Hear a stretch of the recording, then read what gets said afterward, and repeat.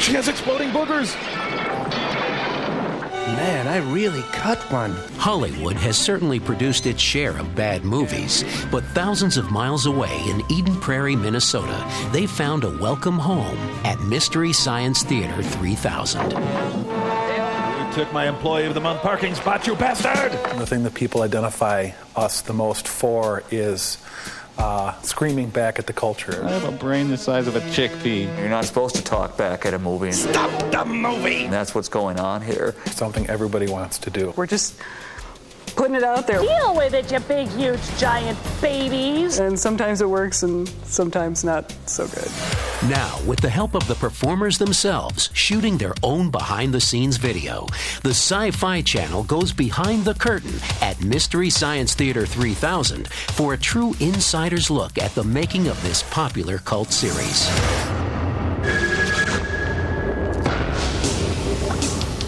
What's this then? Hey, look at that. We're appearing as Crispix. Well, hello, you handsome devil. Whoa, weird reindeer. The Sci-Fi Channel presents the making of Mystery Science Theater 3000. Action. Hi, everybody, and welcome to the Satellite Alive. Hey, now these guys do a similar thing to what we do. Hey, why, there's Mel Gibson. Can I just get a piece of that shrimp before you turn it into shrimp pudding? Was that an Oak Ridge boy? Careful! Stop cutting already. I'm woozy from hunger, Mike. There's about a 1 in 4 chance we're going to come out of this alive. Mike is trapped up in space with his 2 robot companions, forced by this evil scientist's mother who used to torment us, and now she's making us watch these movies because her son told her to before she killed her son. And, well, it gets confusing. Anyway, we're up in space watching bad movies. Her van is rigged where she can just press a button and show the movie. No. I don't think she has a long-term plan. I think she just wants to be antagonizing. I will dog you to the end of the universe. That's where she draws her life force. I'm sending you the worst movie I know. It's called Riding with Death, and it sucks on toes. Hang on, Bobo. Hang on.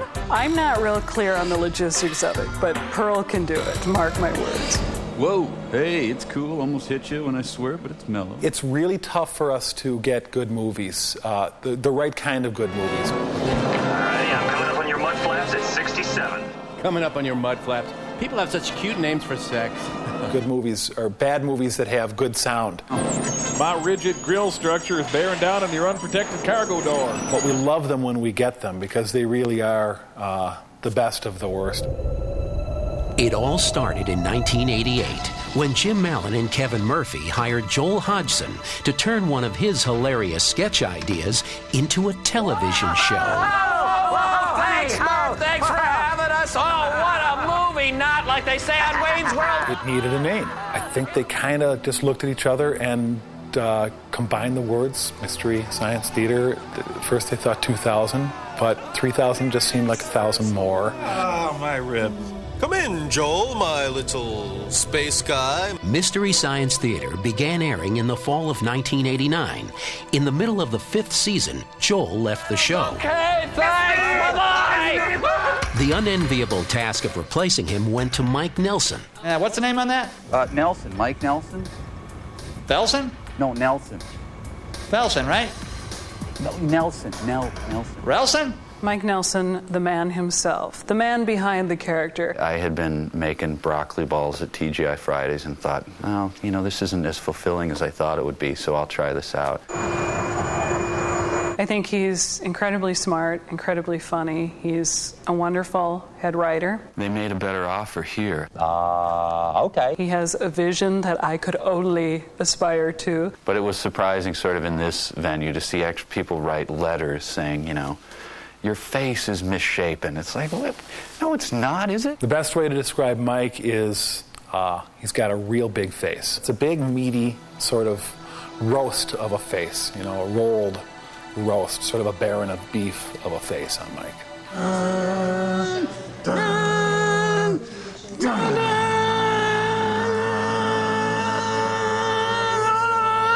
I do have one of the largest faces in show business. Thank you. Don't bite the puppets. What are you doing? Then I became a mummified. I'm the one who's talking. Mike me. I think Kevin is the little kid of the show. Good God! Oh. We try not to make any comments that we can't back up with actual knowledge. Morons, all of you! He's got an hilariously twisted mind. Man, I think our sense of humor is motivated by some good educations that have subsequently been wasted on popular culture. Ah, you're just jealous, Nelson. I have a fine butt. You wish you had my butt. I like my butt. I like your butt. He's a big shaved bear, basically. When writer-puppeteer Trace Ballou departed the show at the end of the 7th season, I haven't gotten all the bugs worked out of it yet. Thought I'd try it out on you. writer Bill Corbett stepped into the puppeteer's pit and brought the wisecracking crow back to life. It's weird to watch a man grow into being a puppeteer. That's a disturbing thing. It taxed my pretty limited manual dexterity. Oh, geez, that's great. Thanks. Now he's trying to slice it. That's nice. Yeah, he's trying to slice my hand up. Good. No, that's fine, Mike. You cut my hand up and serve it to me. But he's fit right in. He's actually from being a totally inept puppeteer before he started to now he's able to handle manipulating all the arms and everything. And he's also a distinguished playwright, which he lords over us all the time. Ready for my close-up now?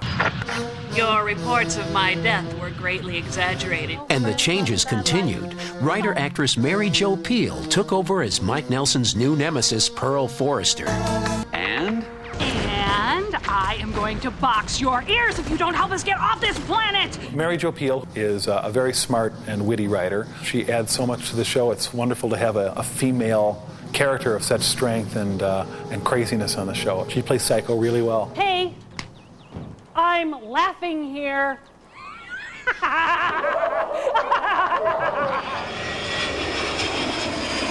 Flying around in her rocket Volkswagen, Pearl lands on strange new planets, allowing the writers to introduce hysterical, bizarre new characters to the show. Hey, what do you think of these characters? Pretty evolved. Action. Mike! We're under attack! We are now going through time and space and having fun with every science fiction and fantasy convention that we can get our hands on. A planet where apes evolved from men? My name is Bobo, Professor Bobo, son of Coco, and heir to the lineage of Dodo, Bogo, and Chim Chim. And I'm Peanut. After winning numerous awards, Daytime drama's most popular sexual predator. spawning a big screen feature film, and amassing an official fan club base of nearly 100,000 members, the phenomenon of Mystery Science Theater shows no signs of slowing down. We'll be right back. When the making of Mystery Science Theater 3000 returns, we'll go behind the doors of the writing room for a look at the unique Mystery Science writing process. You wouldn't look good bald. And the shooting of the famous theater scenes. Hi, this is Bill Corbett here in the MST3K writing room, giving you a little tour of where the wackiness starts. Oh, I was hoping this was Mission Genesis. Darn. This is the writing room from the point of view of the movie. Here's the gang and another stupor. Stupid movie? Boy, are you stupid, huh? Wait a minute. Mike, who are all these people? Yeah, are you seeing other puppets? No, I swear. Oh, leave me alone. Say. To truly appreciate Mystery Science Theater 3000, one must have an unconditional love for nail-bitingly bad movies. Hey, it's in color. Color. We actually try not to be too obtrusive to the movie. The doctor should have been more specific when he told her to get plenty of fluids. We tried to do it around the dialogue. You're hitting the booze again, huh? Leave me alone. I feel terrible. This place is full of spiders. We sort of make fun of it with care. Yeah, I know. Little pink ones. with the modicum of respect for these bad movies to, speak for themselves. Lay off the booze, Ev, and they'll go away. You know, in her defense, laying off the booze would mean seeing him sober. It's true.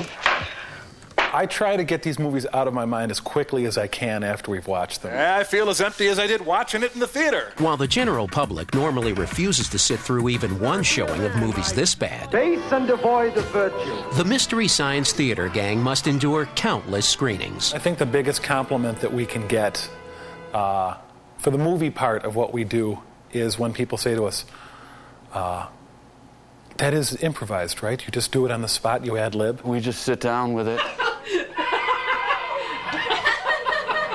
and slog through it, hours and hours watching it and stopping the tape and starting over. And there are these moments. When you're in a race, you have to win. Why? Why? That just have no innate humor in them. I just didn't feel like winning. I'll have to report this. To who? To the Council of Loser Clones. I'll have to report that, too. Well, it's starting to stack up. You're not watching it like you normally would watch a movie, so there's no cohesion. It just is this fragmented movie, so you just obsess on like somebody's lips or their eyebrow. Oh, there, better. Just drives you crazy. We take turns sitting at a computer terminal, typing almost everything we say down according to the time code. And here you can see the actual lines that we are currently writing. The only ad-libbing that goes on is when we first go in there and we throw our bile at the screen as we're watching it. Oh! Tiny, squished whinnies parading one after another. We just engage in this sort of group Tourette syndrome. I believe that's supposed to be weenies, if I know us at all. Tourette's, you got me in your spell.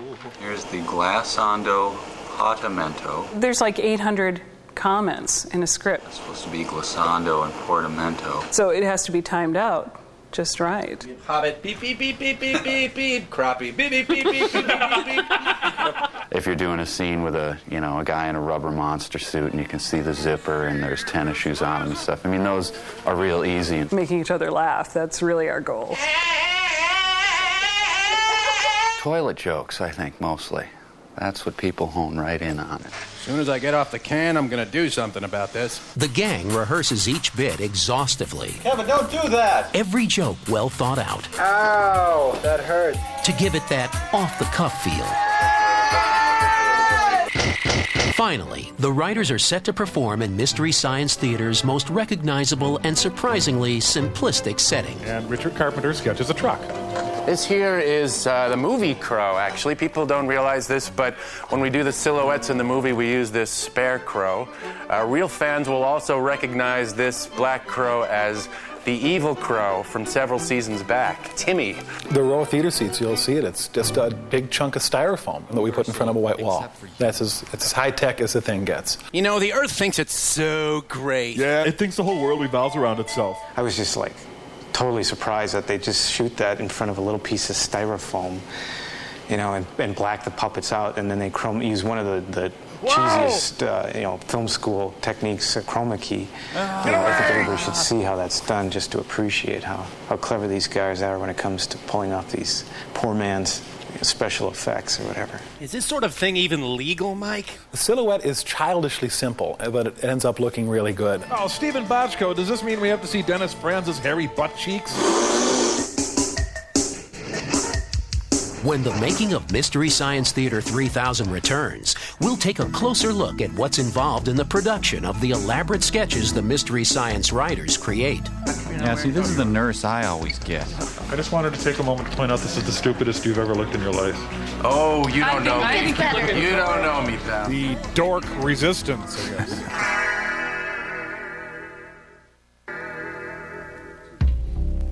If you need someone else to rock your van, you're doing it wrong. Yep.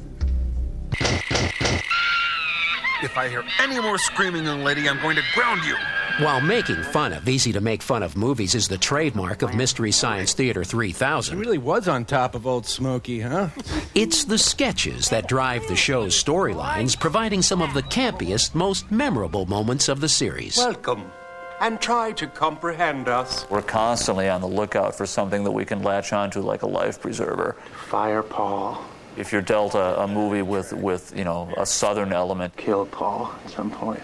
then boy, you're really going to latch onto the Southerners. Paul grudgingly rehired. I'm a trucker. What happened to your body? Well, I got me a trucker body. Found a foam latex truck driver body maker in the Yaller pages. I'm the lone eagle of the interstate. The sketches place Mike and the robots into one bizarre world after another. Hello, nanites. Yo. We need our ship fixed, and we need it fixed now. Mike's predicament is still that he is trapped. Well, I'm the only one here today. You got a work order? He is being forced to watch these movies beyond his control. Hey, I don't go to the gym without a work order. I used to make these babies in junior high school out of vinegar and baking soda. Is that too much baking soda, Mike? It's been just a series of misfortunes that have caused me to blow up 3 entire civilizations. Definitely too much baking soda, Mike. The creators have given Mike a slight character flaw. It seems that he destroys every planet he visits on his quest to find Earth. Nobody seems to be able to stop Mike from being the destroyer of worlds. Okay. A few things, Mike. First, well, you blew up another planet, obviously. Yep. What's that, 3 for you now? It's probably true that a baking soda bomb wouldn't actually blow up a planet, but hey, it's a puppet show. While Mike may be the designated destroyer of worlds, the small but versatile Mystery Science Theater staff creates memorable worlds, all on a shoestring budget. Oh, that's good. That's good in the lungs. You just kind of go for as much of a kind of over-the-top look as you can that fits within the character. I have a transvestite claws. Andrea's also one of those people who will comment on every imperfection on your face when she's making you up to sort of It's not true. Kevin loves it. I think it's partly an alter ego for him. He just puts it on and he is, you know, an ape. Now, show as the sun will cross the sky. Each week, art director Patrick Brandsegg and costumer Beth McKeever must race to create numerous offbeat sets, bizarre inventions, and off-the-wall costumes. The set is made up of stuff, found stuff from the Goodwill, from the St. Vincent de Paul, from a lot of dumpster diving. You'll notice a Santa Claus up there, or a kid's potty training chair, or Hungry Hippos, or a couple of different chunks of the Millennium Falcon are up there. My parents' house is a great resource. I still, Mom, do you mind if I take that old thing that's in the garage? It's kind of cool, too, because the directors and the writers give us a lot of leeway and trust us a lot, trust us enough to, like, you know, take the funny thing that they've created and make it our own. The prop department works overtime, doubling as a robot repair shop to keep the junk heap trio in working order.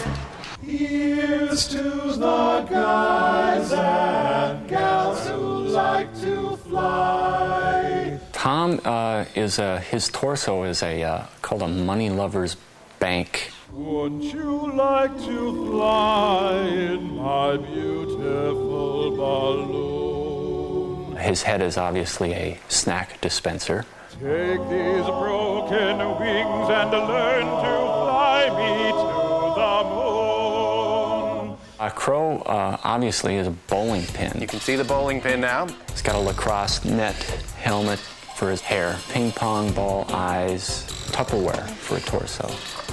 Action. Director of photography Jeff Stonehouse has the tough job of transforming the small studio space into whatever strange new world the script calls for. In the old days, we used to just zoom in and zoom back out, you know, and it just kind of got old. We've added something called a jib. It's a great little device that allows me to kind of just swoop in there and get closer into like the Volkswagen spaceship thing and get right up to their faces with a wide-angle lens. We've got somebody back there with a 2x4 rocking this thing to give it animation, and it's about as low-tech as you can get. So, but it still looks fun. I mean, people buy into the mythology of it. In an era when most productions seem bent on achieving seemingly impossible special effects, the crew at Mystery Science Theater seems to relish in the simplicity of it all. I feel a disturbance. The reality is it's a puppet show. When the making of Mystery Science Theater 3000 returns, we'll find out what lies ahead for the crew of the Satellite of Love and answer the burning question, can stardom short-circuit a robot? Are you out of your stupid runners? Go, you dumb man! You never did give me an answer to that, Mike. You know what that place needs is a plant. Maybe instead of you, Mike. Hello?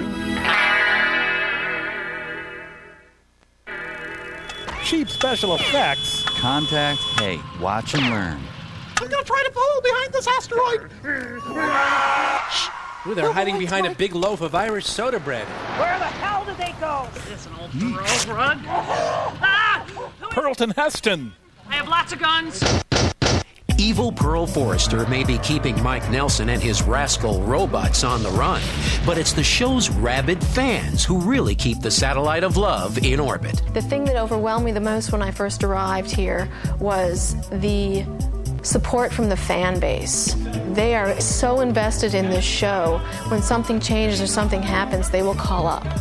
Why did this change? What happened? What are you guys doing? Oh my gosh, look at that. Years of fan mail up there. Yeah, a lot of odd things. You know, we once got a set of teeth, which I thought was a little excessive, just an envelope of bloody molars, please. No more of those. We have our homes here. Our families are here. We can go home at the end of the day and not have to face awful traffic and live in a little cardboard box. Everybody here has a really good sense of what they're here for, what their purpose is. Is that really what you're striving for, to not be noticed? Yeah. I feel particularly blessed because this show satisfies a lot of the creative urges that I have. Detonation in 30 seconds. What worlds lie ahead for the cast and crew of Mystery Science Theater 3000? How many more planets will they destroy? And how many more bad movies will they subject us to?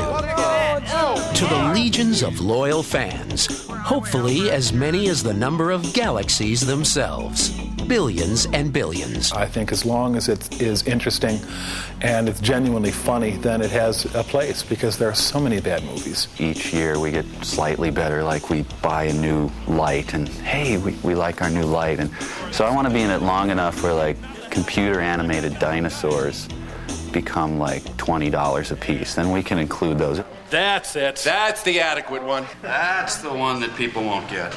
We've achieved mediocrity, gentlemen. Please keep sending all those chocolates. I like them. Yum. Coming up next, a band of murderous robots go after the Fall Guy. Well, someone's changed the face of humanity by illuminating how this show was made. Yeah, tuck that away in your Library of Alexandria. Kind of done like you might think, really. I mean, not that anyone was really asking. It's true. Doughy Midwesterners? Yeah. Yep. Pretty much. Yep. Now, which one is the guy who's always hanging off my butt? You got one of those? You know, I've got one too. Yeah, now how do you get rid of those things? I don't know. Talks, I suppose. So, did Fitzcarraldo get the boat over the mountain? You know, I missed that. Did Coppola go insane in the jungle? Oh, yeah, definitely. Oh, yeah. Martin Sheen had a heart attack. I saw that.